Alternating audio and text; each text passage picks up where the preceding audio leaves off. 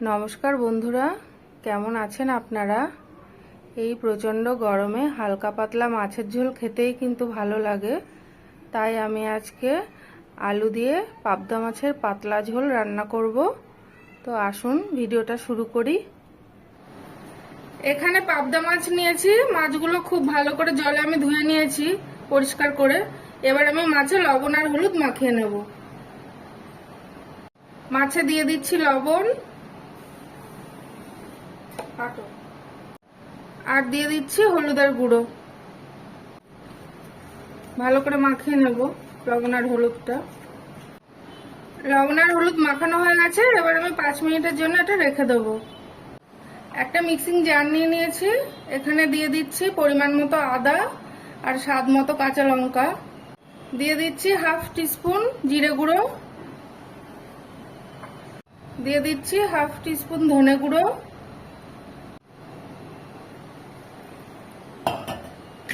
এটা আমি মিক্সিতে পেস্ট করে নেব।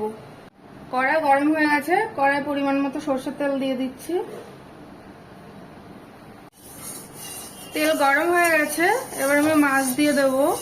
এই পাবদা মাছ নরম মাছ, তেল খুব ভালো করে গরম হলে তারপর কিন্তু দিতে হয়, তা না হলে মাছ উল্টানো যায় না, মাছ লেগে যায়।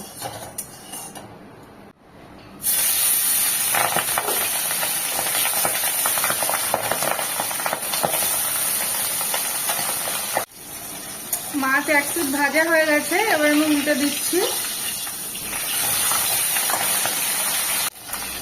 মাছ ভাজা হয়ে গেছে। এবার আমি তুলে নেব।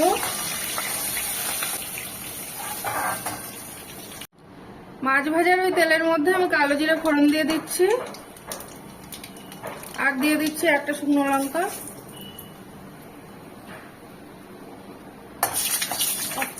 ফোড়নটা ভাজা ভাজা হয়ে গেছে। এবার আমি এর মধ্যে কেটে রাখা আলু দিয়ে দিচ্ছি। আলুগুলো একটু পাতলা পাতলা করে কেটেছি। দিয়ে দিচ্ছি লবণ, দিয়ে দিচ্ছি হলুদের গুঁড়ো। আলুগুলো এবার আমি লাল লাল করে ভেজে নেব। আলুটা লাল লাল করে ভাজা হয়ে গেছে। এবার আমি এতে মশলা দিয়ে দেব। দিয়ে দিচ্ছি টমেটো কুচি। এখানে একটা ছোট সাইজের টমেটো আছে। এবার দিয়ে দিচ্ছি মিক্সিতে করে রেখেছিলাম যে মশলাটা, ওই মশলাটা দিয়ে দিচ্ছি। আদা, কাঁচা লঙ্কা, ধনে, জিরে সব আছে এখানে।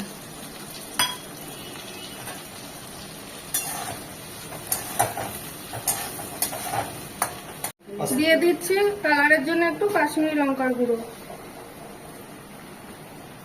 দিয়ে দিচ্ছি একটু লবণ আর দিয়ে দিচ্ছি একটু হলুদের গুঁড়ো। এবার আমি এটা খুব ভালো করে কষিয়ে নেব। মশলা কষানো হয়ে গেছে। এবার আমি এতে পরিমাণ মতো জল দিয়ে দেব।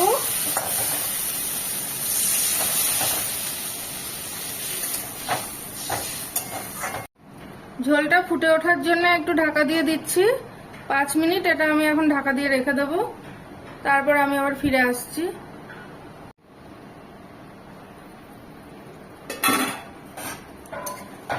ঝোল ফুটে গেছে। আমি এবার এতে মাছ দিয়ে দেব।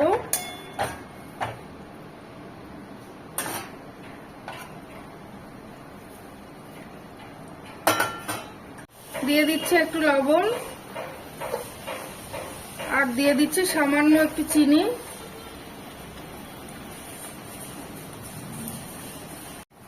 আর দিয়ে দিচ্ছি দুটো চেরা কাঁচা লঙ্কা।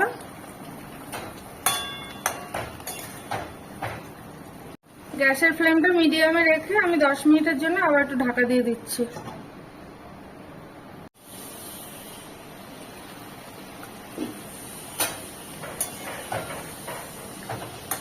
পাবদা মাছের ঝোল রান্না কিন্তু হয়ে গেছে। আলু সেদ্ধ হয়ে গেছে। এবার আমি নামিয়ে নেব। গরম গরম ভাতের সাথে পরিবেশন করব। আজ তাহলে এটুকুই থাক। পরে আবার দেখা হবে অন্য কোনো ভিডিওর সাথে। ততক্ষণ ভালো থাকবেন, সুস্থ থাকবেন।